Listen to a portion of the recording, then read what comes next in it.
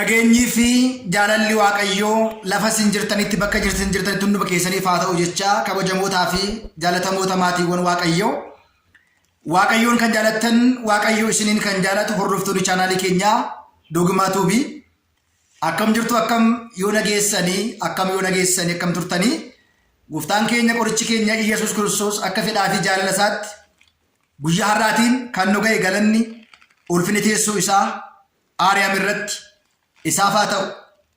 Akka fedhaa fi jaalala Waaqayyootti guyyaa har'aa kana kutaa sadaffaa barnoota keenya keessatti keessumaa dhimma hafuura hamaa baasuu fi hafuura hamaa baasuu dhiisuu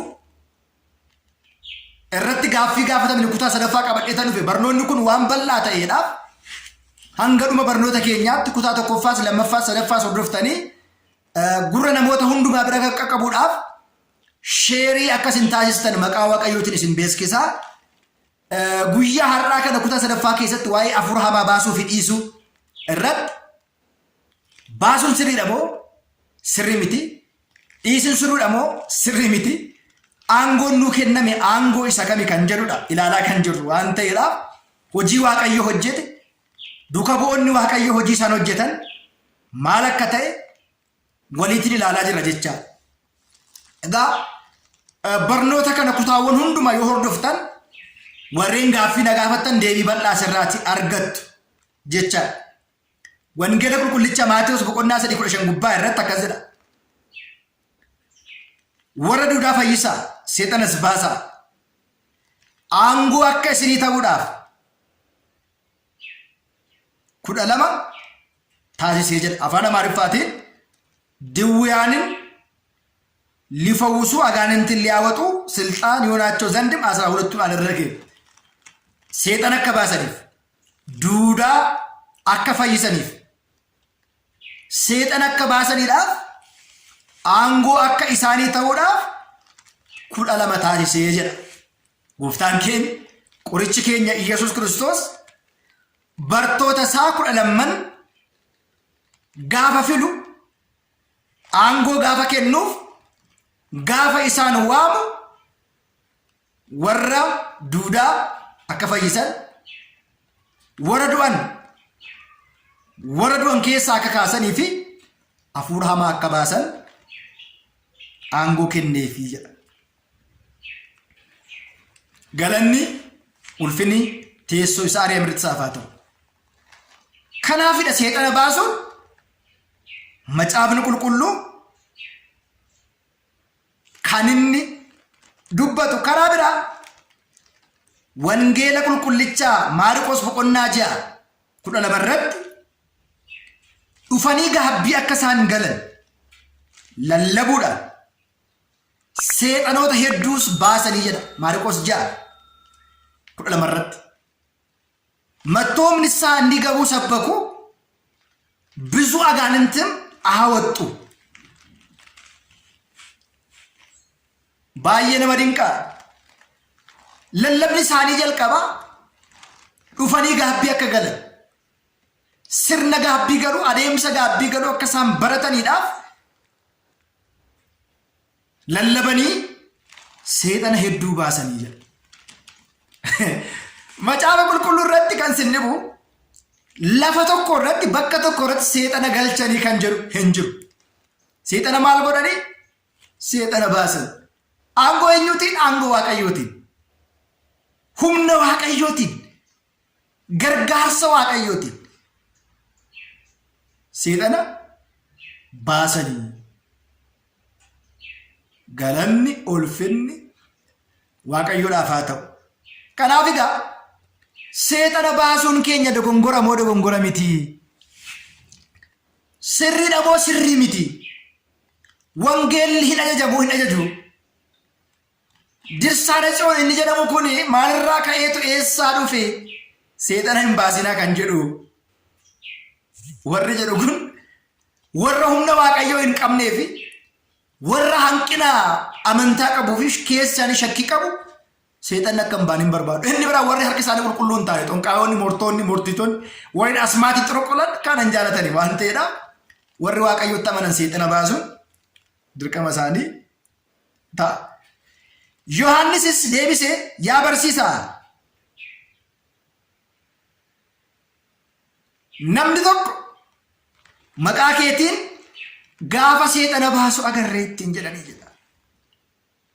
Namni tokko maqaa keetiin maqaa eenyuutiin seexanni maqaa seexanaatiin hin ba'u. Agartanii seexanni maqaa seexanaatiin namatti ergamuu danda'a. Seexanni garuu maqaa seexanaatiin namarraa ba'uu hin danda'u. Hin gowwoomina.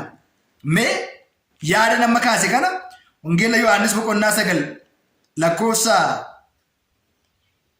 38 irratti namni tokko maqaa keetiin seexana gaafa baasu agarre jedhanii egaa warri himatan abaluun seexana baase seexana iyyisiise Mammir Girmaan akkas godhe Mammir Henook akkas godhe jedhanii warri haasa'anii baay'oolii isaanii jiru. Isaan kun warra nagaa qaban miti. Warra isaaniif iyyuu cuuphaan isaan barbaachisu warra qulqulluu miti isaan kun. Kanaaf egaa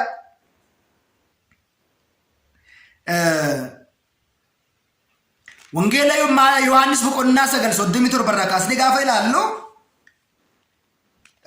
waan akka kanaa kana daa'ima tokko maqaa kootiin kan simatu kan fudhatu hunduu ana simata.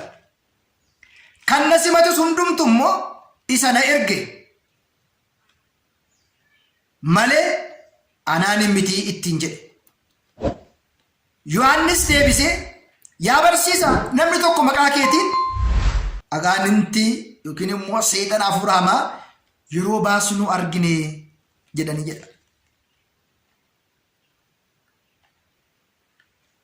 Waan nu hordofneedhaaf yoo dhorkine jedhe gooftaan keenya deebisee akkana jedhe maqaa kootiin dinqii hojjetee ana irratti immoo atattamaatiin waan namaa dubbachuu kan danda'u eenyumtuu hin jiru.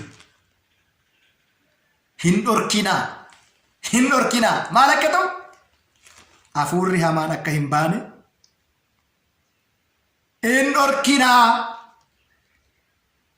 ስለማይከተለንም ከከለከል ነው አለው። ኢየሱስ ግን አለ በስሜ ተአምር ሰርቶ በቶሎ በኔ ላይ ክፉ ማድረግ የሚችል ማንም የለምና አትከልክሉት። ኖርኪና አፉረ ማከበው ኖርኪና እንጅቢና ወር ጅብ ተረኮ ቀብዱ የማይታወቀውን እርሱ ከኛ ጋር ነውና ከንም ቤከምኔ ዋቀዮኒ ኑፋና ዋንቴዳ kan Kiristoos waan taataniif maqaa kootiin bishaan qorraa tsuwwaa kan isin obaasu hunduu gatiin isaa akka jalaatiin bane dhuguma isiniin jedha malee nama maqaa kootiin seexana baasu hin dhorkinaa. Hojii hojjechaa jira. Hojii dhugaa, hojii wangeelaa, hojii fayyinaa hojjete. Irreen kun jabinni kun kan kootii jedhe. Galanni isaaf haa ta'u Waaqayyootiif. Kanaaf egaa seexanni haa ba'u moo haa taa'u? Yeroo tokko waan naquunname isinitti meetan bira darbaa yeroo tokko tajaajila hafuuraa tajaajila cuuphaa guddaatiif gara biyya tokkodha inni gara Shawaa Kaabaa mana amantaa Mikaa'elaa gara sulultaa keessa namoonni beekan beeku mana abbichuu kan jedhamu mana Mikaa'elaa mana abbichuu bakka jedhamu deemne sanaan booda nafaana tajaajiltoonni barsiisonni hedduun jiru. Kun jala bultii ayyaana ergamaa Mikaa'elaatiif seenne cuuphaanis qophaa'ee wangeellis qophaa'ee barsiisonnis faarfattoonnis nafaana jiru. Ganama kaaneet egaa akkuma beekamu Shawaan Kaabaa hafuura hamaa kanaatiin hafuura xinqolaatiin biyya beekamaadha. Keessumaa naannoo muka xurii namoonni beektan jirtu. Ganama tsaballis dhufee kadhannaas goonee waltajjii irratti namni amma taabonni ba'utti jenneetu guyyaan isaa tsoomiidha hafuura hamaa baasuu eegalle. Akka godina kanaatti waa'ee hafuura hamaa waa'ee xonqaayii dubbachuun gatii guddaa nama kaffalchiisa. Sanaan booda tokko ka'ee waltajjii irraa utaalee inni kun hojii keenya mitii jedhe.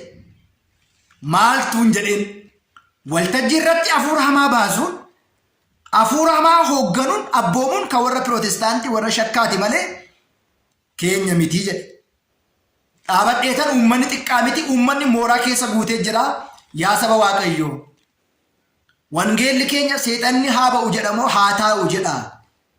Isin maa jettu mee seexanni haa ba'u moo haa taa'u kan jedhu harka baasaa jedheetan Uummanni akka murteessu taasise. Uummanni mucaa kana irratti iyyee seexanni bahuu qaba. Hafuurri xinqolaa hidhamuu qaba. Warri hidhamanii jiran immoo fayyuu qaba kan jedhu manni guutuun mirkaneessee hojiitti gallee seexanni achuma gidduudhaa ka'ee mucaan kun dhuguma jedhe. Maaliif seexanii jedhe? Eeshi kootti meen jedhin hafuura hamaatiin. Dhuguma duubni mucaa kanaayyuu sirrii miti. Akka seexanni hin baane kan godhaa jiru nudha waan ta'eedhaaf dhuguma dhaaba akka seexanni hin baane jedheetu seexanni nama biraarraatti dubbate baatiiwwan Waaqayyo. Sanaan booda nama amma kana kan hin jenne hafuura xinqulaatiin, hafuura dabtaraatiin, hafuura asmaatiin, muraatiin hidhamee jireenyi isaa fashalaa'e, lubbuun isaa darbee, gaa'elli isaa diigame, boqonnaa dhabee tasgabbii dhabee nama rakkatu hedduu fayyisne. Humna eenyuuti? Humna Waaqayyootiin, aangoo kootiin miti, fannoo Kiristoosiin qabannee. Biyya keenya keessa waan akkasii jira.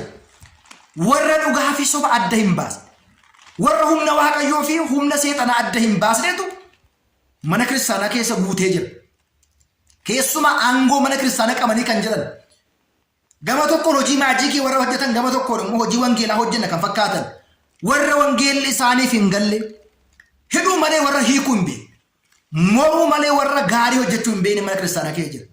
Gama tokkoon seexanni gaafa bahu warra balaaleffatan. Gama tokkoon seexanni gaafa iyyuu iccitii isaanii baasuu waan danda'uudhaaf sodaatu. Harki isaanis qulqulluu waan hin taaneef, gochaan isaanis nagaa waan hin taaneedhaaf namoonni baay'een seexana akka hin baane hin barbaadan. Maaliif harki isaanii qulqulluu miti? Aangoo Kiristoos warri qaban garuu hojii fayyisuu, hojii hiikuu hojjetu waan ta'eedhaaf kutaan arfaffaa barnoota keenyaa itti fufaa, seeraan hordofaa. Hordoffii keessan namoota viidiyoo kana ilaallee barnoonni kun yoo isin tole laayikii godhaa, sheeris, warri haaraa immoo sabiskiraayibii godhaa. Haayinuun barbaachisu nuti hafuurri hamaa nuuf biras hin ga'u jettu immoo yoo ta'e dhiisuu dandeessu. Egaa akkuma beekamu barnoonni akkasii kun nu fayyada, nu barbaachisa. Furmaata baay'ee barbaada jireenya keenyaaf warri hafuura hamaatiin qabamne. Gama kootiin xumureera har'aaf kutaa arfaffaatiin wal agarraa. Jabaadhaa cimaa. Waaqayyoon waan hamaa isinirraatii haa qabu. Chaanaalii kana nuuf guddisaa, sabiskiraayib, laayikii, sheer godhaa. Waaqayyo isin faanaa ta'u galatoomaa waan nu dhaggeeffattaniif.